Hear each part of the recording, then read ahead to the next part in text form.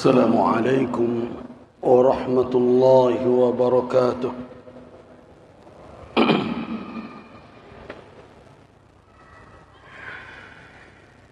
الحمد لله الذي بيده علم الساعة وهو على كل شيء قدير. أشهد أن لا إله إلا الله وأشهد أن محمد رسول الله. اللهم صل وسلم على عبدك ورسولك وحبيبك محمد بن عبد الله وعلى آله وأصحابه ومن والاه، أما بعد. عباد الله، استمعوا لما قاله تبارك وتعالى في كتابه الكريم. أعوذ بالله من الشيطان الرجيم. فهل ينظرون إلا الساعة أن تأتيهم بغتة فقد جاء أشراطها فأنى لهم إذا جاءتهم ذكراهم فاعلم أنه لا إله إلا الله واستغفر لذنبك وللمؤمنين والمؤمنات والله يعلم متقلبكم ومثواكم. صدق الله العظيم. Jemaah salat maghrib rahimakumullah, sudah cukup lama kita tidak bertemu dalam majlis kajian aqidatul tauhid setelah pandemi dan juga ada halangan-halangan tertentu, dan alhamdulillah pada senja hari ini kita kembali dihimpun oleh Allah Subhanahu wa taala untuk mengulang-ulang kajian kita dalam persoalan akidah. Pembahasan yang akan kita bahas hari ini atau yang akan kita kaji adalah tentang bahagian lain dari keimanan kita terhadap perkara yang gaib. Sebagaimana yang telah kita jelaskan berulang kali, bahawa iman itu bersangkut atau berkait dengan perkara yang gaib. Jadi iman tidak dituntut dalam perkara yang nyata atau masalah yang bisa disaksikan oleh panca indera. Karena itulah makanya di dalam Al-Quranul Karim Allah Subhanahu wa ta'ala menegaskan bahawa keimanan itu objeknya adalah keghaiban. Alladzina yu'minuna bil ghaib. Nah, kenapa perlu iman? Karena kemampuan alat indrawi manusia tentang yang gaib itu terbatas. Bahkan akal manusia pun tidak mampu menjangkau hakikat keghaiban. Karena itulah makanya untuk membenarkan atau mempercayai perkara-perkara yang gaib itu membutuhkan iman, dan iman itu tidak berada di dalam otak manusia tetapi ada di dalam qalbu manusia pada hakikatnya. Nah, karena itu masalah iman tidak bisa dengan mengandalkan sebatas analisa nalar manusia, apalagi mengandalkan alat-alat yang dimiliki oleh manusia untuk menjangkau alam syahadah atau alam yang nyata seperti mata, telinga, kulit untuk merasa. Tidak cukup. Membutuhkan apa? Membutuhkan keyakinan yang ada di dalam kalbu. Nah, di dalam petunjuk ajaran Islam, keyakinan itu baru bisa dianggap benar, keyakinan itu baru dianggap benar kalau dia bersandar kepada maklumat yang terjamin kebenarannya. Ini baru dikatakan keyakinan itu dianggap al-yaqinus shadiq, keyakinan yang benar, kalau dia bersandar kepada maklumat yang bersumber dari yang maha benar.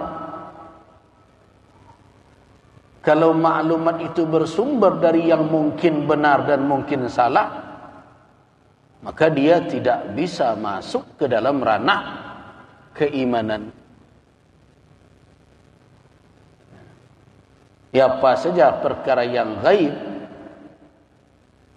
yang maklumatnya tidak bersumber dari yang maha benar, yaitu dari Allah subhanahu wa ta'ala, maka dia tidak bisa masuk ke dalam bahagian keimanan kita.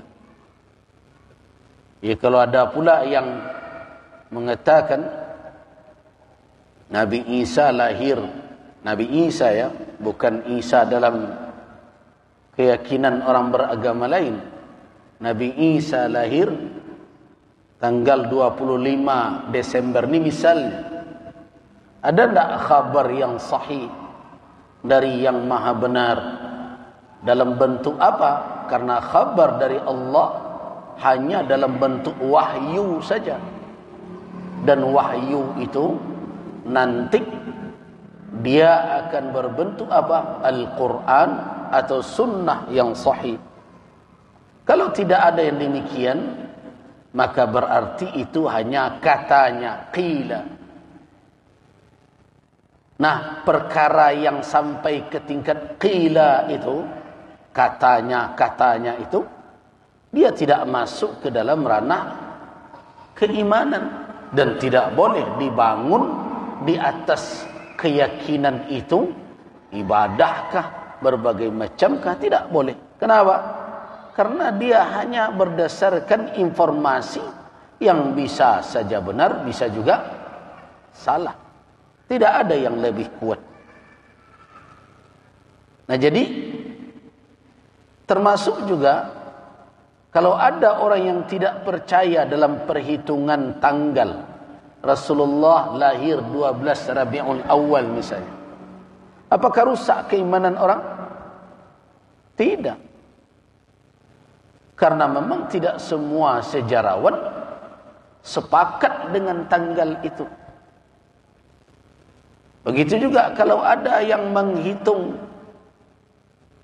bahwa wafat Nabi itu bukan pada tanggal itu, apakah rusak pula keimanan karenanya? Tidak. Karena itu bukan perkara yang mendatangkan keyakinan yang benar. Nah, ini garis yang perlu kita pegang, mana yang bisa masuk ke ranah iman, mana yang tidak.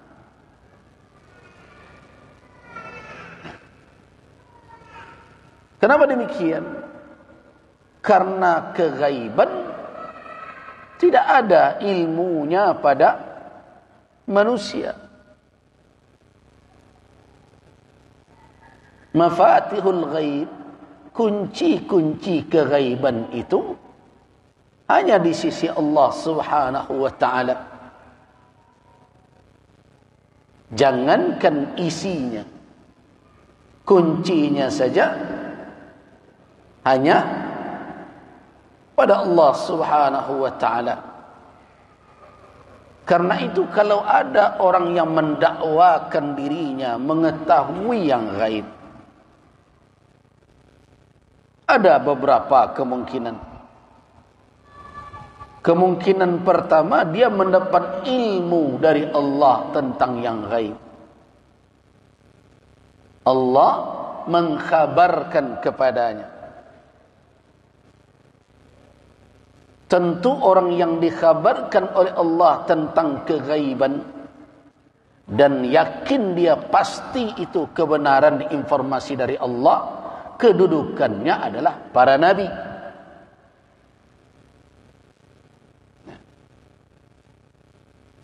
Di luar para nabi tidak ada jaminan bahwa berita yang dia dapat melalui berbagai macam itu adalah kebenaran. Karena para nabilah yang ma'asum dari kesalahan dalam menyampaikan pesan Allah. Dan para nabilah yang diberikan oleh Allah Subhanahu wa taala informasi dalam bentuk wahyu, dalam pengertian apa? Petunjuk yang diturunkan kepadanya untuk disampaikan kepada umat manusia. Di luar dari itu, seperti sekarang yang berkembang, banyak orang berbicara tentang yang gaib tapi berdasarkan mimpi atau berita dari gurunya atau khabar dari orang saleh atau mungkin wangsit dari para wali. Berbagai macam ceritanya yang sekarang berkembang dan dikembang-kembangkan. Saya mengatakan bahwa itu tidak bisa masuk dalam ranah keimanan. Apapun gelar yang dibuat oleh kelompok tertentu, apakah dia kutub, apakah dia gaus, atau apapun, mereka itu dengan husnuzan bisa jadi adalah para awliya Allah as-salihin, tetapi mereka tidak akan pernah naik sampai ke tingkat al-ma'sumin, orang-orang yang ma'sum, yaitu para anbiya, para nabi. Nah, bila demikian adanya, maka kalau kita ingin mengevaluasi, ya, menghisab diri kita terkait dengan iman kita, apakah iman kita ini sudah tepatkah? Yang kita imani itu sudah benarkah? Maka tidak ada jalan lain, ukurannya adalah wahyu Allah. Itu ukurannya. Ukurannya adalah wahyu Allah. Di mana ditemukan? Ya di dalam Al-Quranul Karim dan di dalam sunnah yang sahih. Lebih dari itu tidak bisa kita pertanggungjawabkan itu suatu kebenaran. Karena itu keluarkan dia dari objek keimanan. Nah, begitu beriman. Jangan datang ini, datang itu, cerita begini, masalah kegaiban. Kita pula yang bingung dibuatnya. Ya, orang yang bingung karena mendengarkan ini dan itu berbagai macam. Disebabkan apa? Disebabkan karena garis-garis keimanan tidak jelas di hadapannya. Nah, perhatikan firman Allah Subhanahu wa taala dalam surat Al-An'am ayat 59 ini. Wa 'indahu mafatihul ghaibi la ya'lamuha illa hu wa ya'lamu ma fil barri wal bahr wa ma tasqutu min waraqatin illa ya'lamuha wa la habbatin fi dhulumatil ardi wa la ratbin wa la yabisin illa fi kitabin mubin. Kunci-kunci keghaiban hanyalah di sisinya.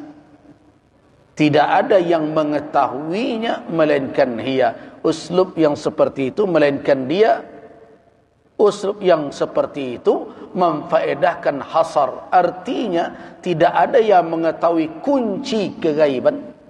Jalan untuk mengetahui esensi ghaib. Nanti esensinya. Nanti hakikatnya. Jalan untuk sampai kepada pengetahuan tentang hakikat itu. Yaitu kuncinya. Tidak diketahui oleh siapapun melainkan hanya dia saja. Nah, sengaja saya ulangkan ini agar apa yang kita bicarakan berikutnya yaitu tentang al-imanu bil yaumil akhir. Iman dengan hari akhir bisa kita kawal dengan kaedah yang telah kita jelaskan itu. Jadi saya menjelaskan perkara akidah tauhid akan terus merujuk kepada dua sumber yang dijamin oleh Rasul. Selama kita berpegang teguh kepada keduanya, tidak akan tersesat selamanya. Jadi kalau qala fulanun, itu hanya kita pakai untuk apa? Untuk memperjelas, guna untuk memahami petunjuk dari nas tadi. Bapak dan ibu jamaah maghrib rahimakumullah. Kita sudah bicarakan al-imanu billah. Kita sudah bicarakan al-iman bi kitabi. Kita sudah berbicara tentang iman dengan para nabi dan rasul. Sekarang kita akan berbicara tentang al-yaumil akhir. Bagaimana konsep beriman dengan hari akhir? Karena hari akhir adalah juga perkara kegaiban.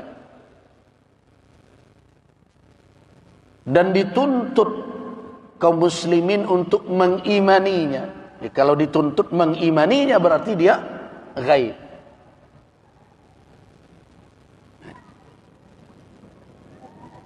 Hari akhir adalah perkara gaib.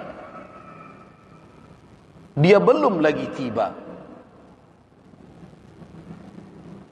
Tetapi kaum muslimin dituntut untuk mengimaninya sebagaimana di dalam Al-Quranul Karim. Laisal birra an tuwallu wujuhakum qibala al-masyriq wal maghrib walakinnal birra man amina billahi wa, dan seterusnya ada wal yaumil akhir. Apa yang disebutkan oleh Al-Quranul Karim itu ditegaskan oleh Rasulullah sallallahu alaihi wasallam dalam hadis masyhur sahih yang diriwayatkan dari Umar bin Al-Khattab radhiyallahu anhu ketika Jibril alaihissalam bertanya kepada Nabi tentang iman. Ma huwal iman? Al-imanu an tu'mina billahi wa malaikatihi wa kutubihi wa rusulihi wal yaumil akhir. Nah, karena itu perkara hari akhir harus diimani, bukanlah sesuatu yang dipertikaikan oleh ulama dan umat. Jadi kalau ada orang yang mengingkarinya, berarti orang ini mengingkari ijma', mengingkari nas Al-Quran dan Sunnah, dan mengingkari sesuatu yang daruri, suatu hal yang mesti diketahui sebagai pengetahuan dasar yang telah umum diketahui oleh seorang muslim. Jadi kalau ada orang mengingkari tentang hari akhir, maka apa status orang itu kalau dia telah mengaku muslim dan diakui keislamannya sebelum ini, kemudian dia tolak, dia ingkari hari akhir. Dengan pengingkarannya itu, maka dia murtad dari Islam. Jangan dikatakan pula mudah saja mengkafir-kafirkan orang. Bukan.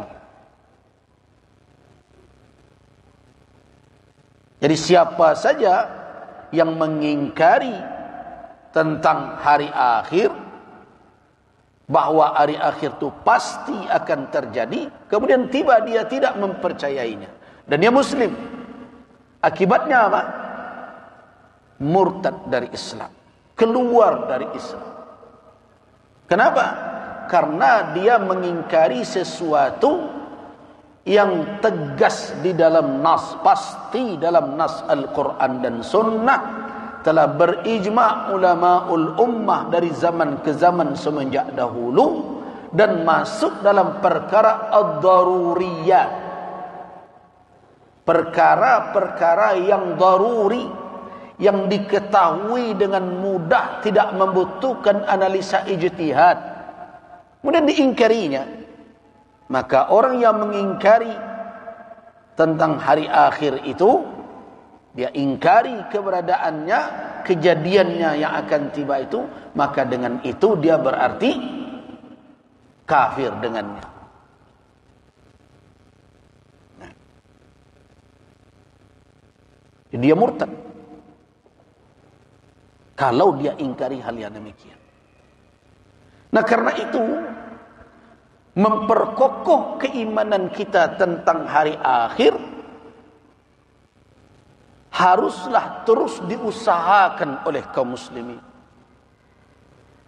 Mengapa demikian? Karena godaan-godaan tentang keimanan ini sangatlah dahsyat. Jadi godaan kepada umat Islam tentang iman dengan akan datangnya hari akhir sangat dahsyat. Bukan sekarang saja. Semenjak dahulu ada saja orang-orang yang mengingkari tentang akan terjadinya hari akhir itu. Di mana kita ketahui? Di dalam surat Al-Jathiyah ayat yang ke-24. Allah Subhanahu wa taala menceritakan sekelompok manusia yang tidak mengakui akan terjadinya kiamat atau hari akhir itu.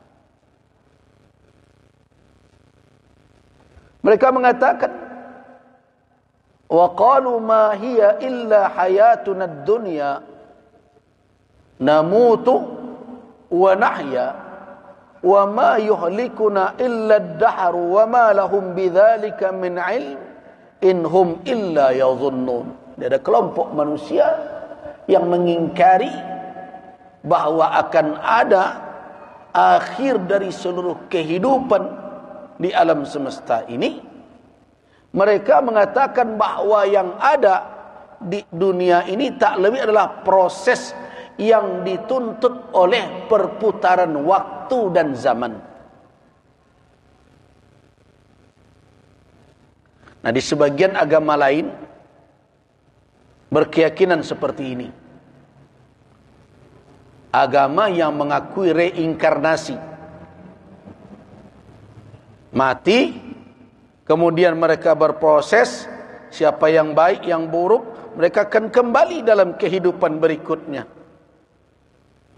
Ini keberadaan alam lain atau disebut alam akhirat hanya sebagai persinggahan dan kemudian mereka akan menjelma lagi. Terjadilah siklus seperti itu.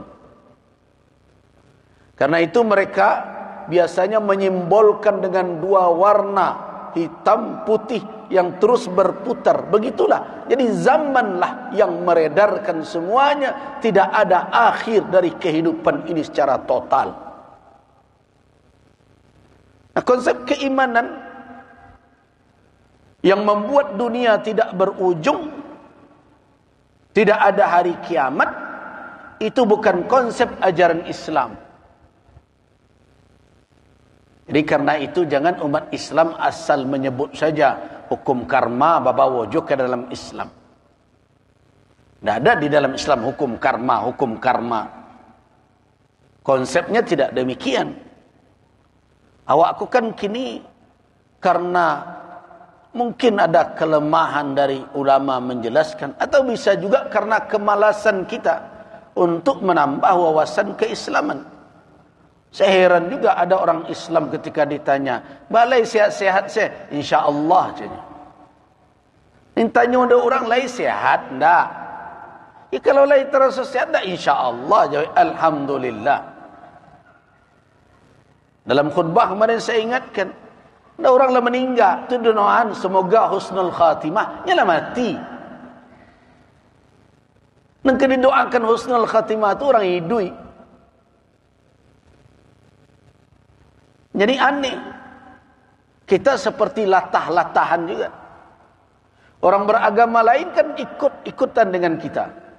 Cobalah orang lain kalau dia terkejut dia baca astagfirullah. Karena memang tidak ada petunjuk di dalam ajaran mereka yang seperti itu. Akhirnya mereka tanpa sadar, karena mendengarkan kaum muslimin seperti itu, mereka bergaul, terbawa pula oleh lisan mereka. Walaupun mereka cari-cari alasannya, tapi memang tidak ada.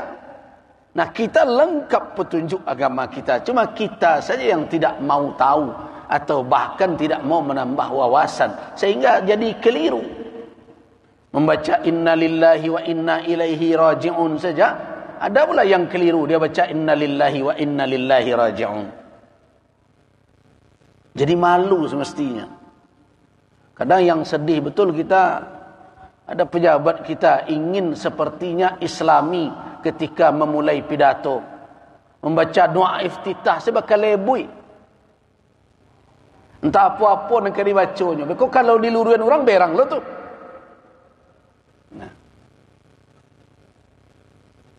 Nah, kalau mengaji buya, mengaji ustaz diundangnya, beliau nyo tiba sebentar, itu nyopai, mbo sibuk buya bertinggal dulu, ndak mau duduk. Nah, tapi kalau sudah kita dengarkan, dia ambil sedikit iftitahnya, coba dengarkan.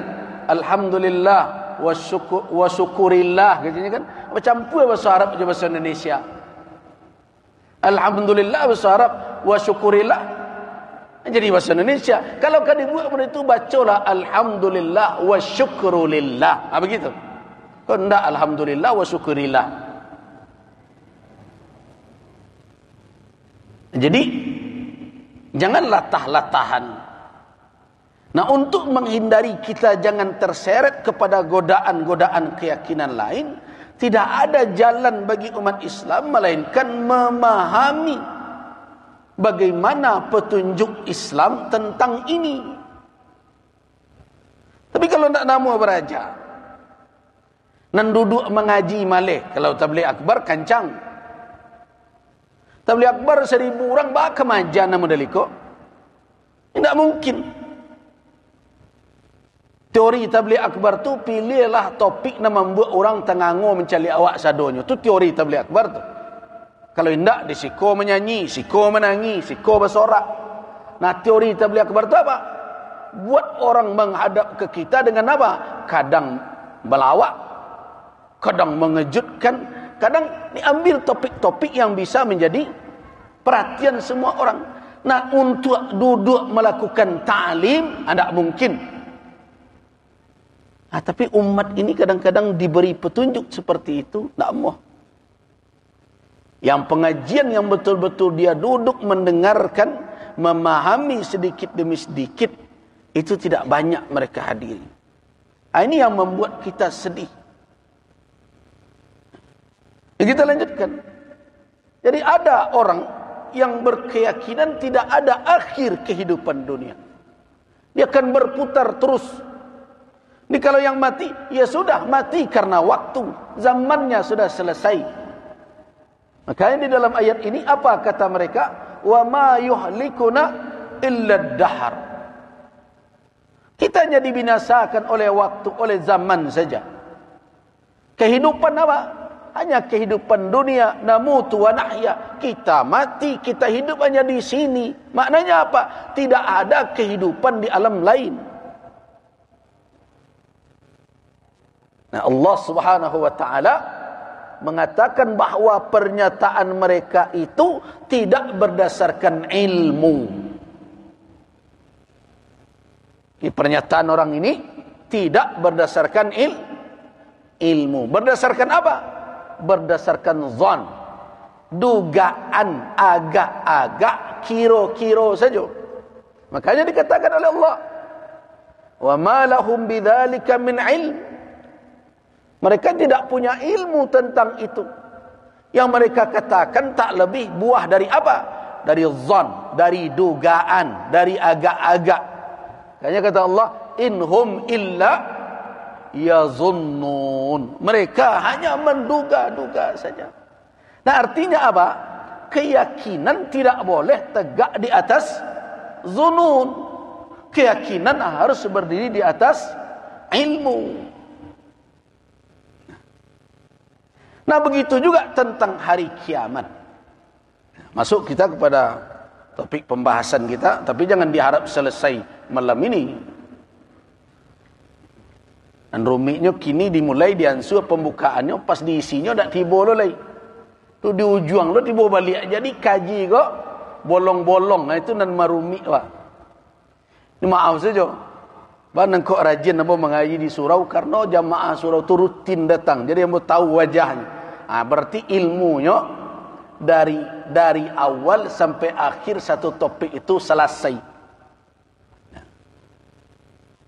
Nah, tapi kan hobinya mau undang buya tu kan kok dapat tabligh akbar gitu ya. Ambo tu kok gak malih mau maisi. Ambo lah ingin umat kok mengaji lagi. Jadi mari kita mulai. Bagaimana tentang al-yaumil akhir? Tentang al-yaumil akhir atau hari kiamat dengan berbagai namanya. Ada as-sa'ah, ada al-qiyamah, ada al-ba'ts, ada al-hasyr, dengan berbagai namanya itu. Kalau kita berbicara tentang kapan terjadinya kiamat, maka dipastikan tidak ada yang mengetahuinya.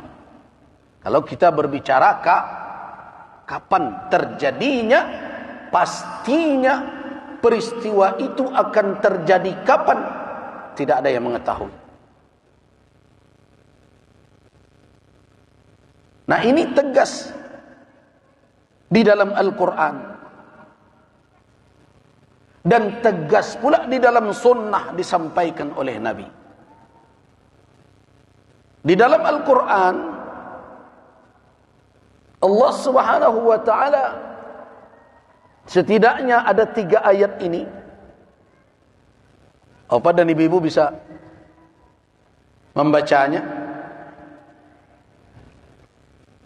Inna Allah indahu ilmus sa'ah wa yunazzilul ghaitha wa ya'lamu ma fil arham wa ma tadri nafsum madza taksibu ghada wa ma tadri nafsum bi ayyi ardin tamut innallaha alimun khabir.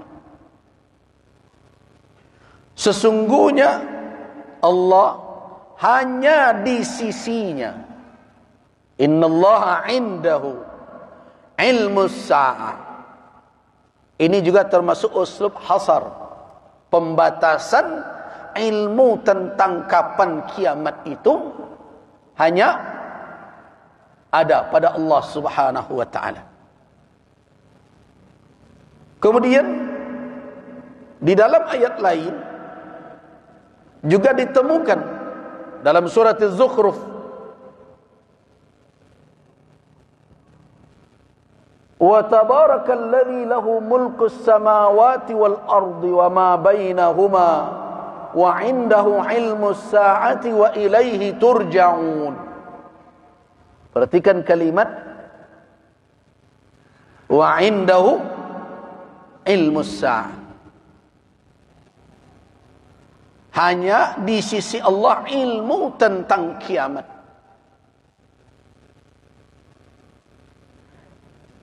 Nah, karena itu di dalam firman Allah Subhanahu wa ta'ala dalam surat Fussilat ayat 47, kalau kita hendak tahu tentang kapan kiamat tiba, kapannya ya, waktu persis terjadi, bagaimana sikap seorang muslim, petunjuk Al-Quran dalam surat Fussilat ayat 47 itu, ilaihi yuraddu ilmus sa'ati, kepada Allah dikembalikan ilmu tentang kapan kiamat tiba. Jadi jangan meramal, jangan memprediksi-prediksi. Jadi kalau ada kita bertemu dengan berbagai kitab, ketika sebagian ulama mencoba menghitung-hitung umur umat Islam dan umur dunia ini berapa tinggal, ada yang mengatakan bahwa umur umat Nabi Musa bagaikan pagi hari sampai zuhur. Umur umat Nabi Isa zuhur sampai asar. Umur umat Nabi Muhammad dari asar sampai maghrib. Kemudian dicoba dikonversikan dengan mengambil maklumat-maklumat dari Alkitab atau dari cerita Israiliyat berapa lama umur umat Nabi Musa, ditambah dengan umur umat Nabi Isa, maka dapatlah perkiraan umur umat Nabi Muhammad, sehingga ada yang mengatakan kiamat itu 14 sekian, ini sudah tinggal sekian tahun lagi. Apakah itu menjadi bahagian keimanan kita? Tidak. Bagaimana iman kita menyikapi angka-angka itu? Wallahu a'lam. Begitu menyikapi. Ya, dulu sebagian nan panik mendengar kaji itu. Lah heboh kalau mencari rumah kata buki dan nikolah dan itulah. Jadi ketika kita berbicara tentang akhir zaman, tidak sedikit orang yang keliru dalam keimanan menyikapi khabar tentang akhir zaman. Nah, jadi bagaimana sikap kita? Kembalikan kepada Allah. Makanya di dalam surat Fussilat ayat 47 ini kata Allah, ilaihi yuraddu ilmus sa'ati, kepadanya dikembalikan ilmu tentang kiamat itu. Nah, kenapa kita harus bersikap begini? Karena Rasulullah sallallahu alaihi wasallam saja tidak pernah keluar dari sikap ini. Nabi